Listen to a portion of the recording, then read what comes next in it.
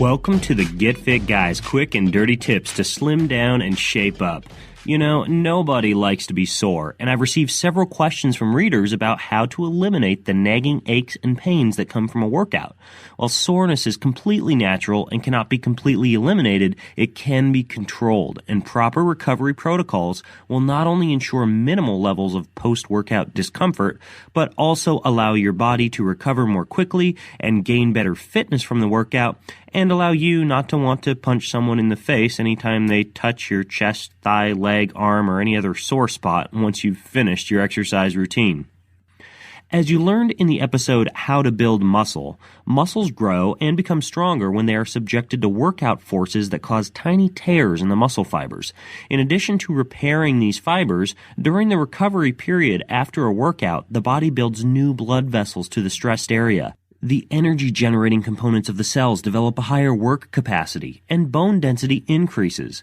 But none of these positive adaptations will occur unless your body has proper rest and recovery. Think about it this way. Exercising without recovering properly is a bit like trying to cook a casserole without turning on the oven.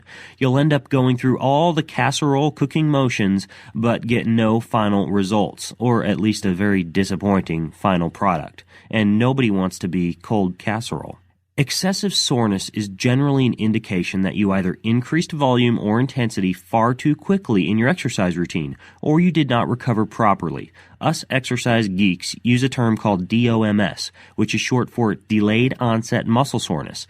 And this term basically means soreness does not peak immediately after a workout, but rather about 24 to 48 hours post-workout.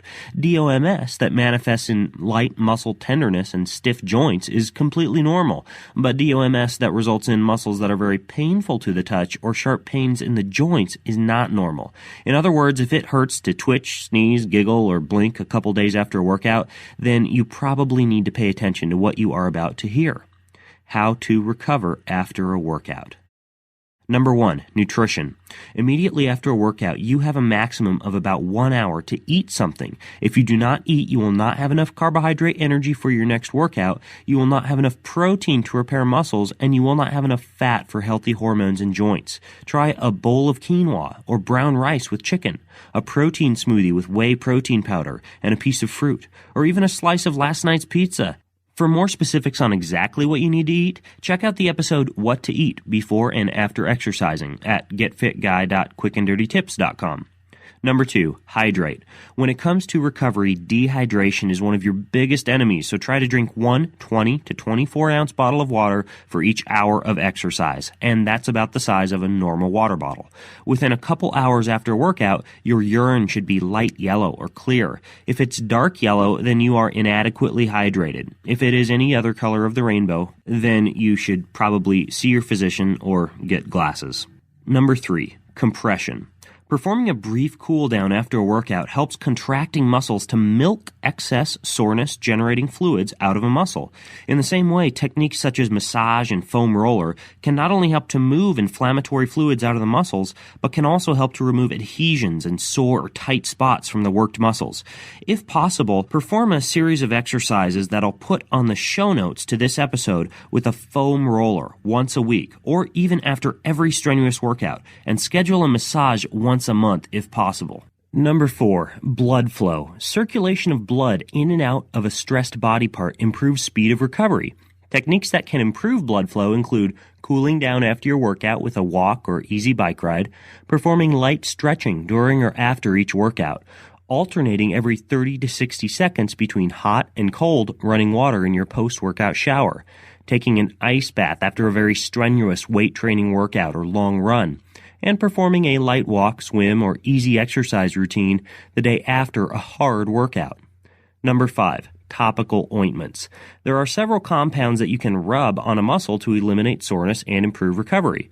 Most of these compounds work by creating a pain-relieving and cooling sensation, increasing blood flow, or displacing elevated levels of calcium, which can cause soreness.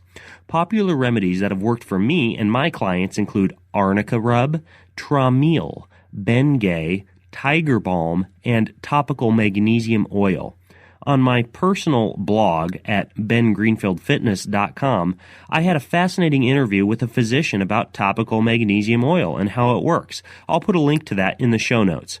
All of the ointments that I just mentioned can be rubbed into the muscle immediately after and up to several days after a workout until your soreness subsides. There's no need for getting fit to be a sufferfest, so if you find yourself constantly sore or at a fitness plateau, then use the techniques in this episode to recover properly and get fit more quickly. Remember to check out the Get Fit Guy newsletter, which contains videos and tips that you're not going to find anywhere else, including the podcast episodes or the articles at getfitguy.quickanddirtytips.com. But at getfitguy.quickanddirtytips.com, you can sign up for that free newsletter. Also, be sure to follow me on Twitter at twitter.com/getfitguy. And if you're a Facebook user, go to facebook.com, do a search for Get Fit Guy, and check out some of the questions and discussions that are taking place over there.